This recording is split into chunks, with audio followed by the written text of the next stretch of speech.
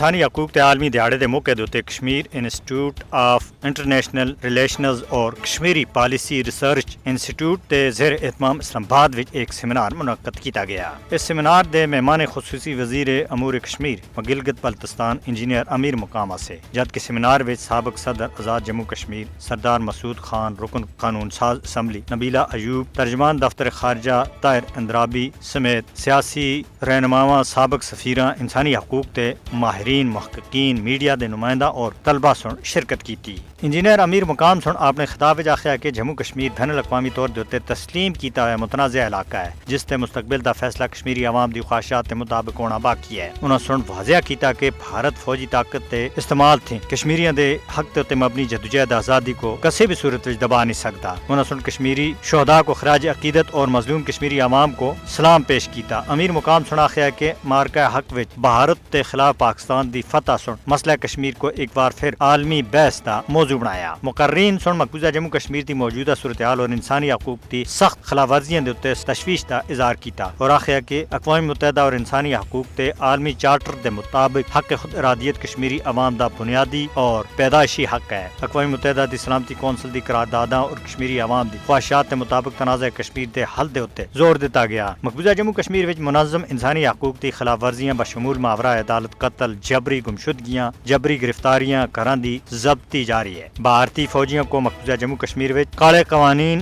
Armed force special power act, public safety act اور دوئے کالے قوانین دے تحت کشمیریوں کو قتل عام دی کھلم کھلی چھوٹ دیتی گئی ہے۔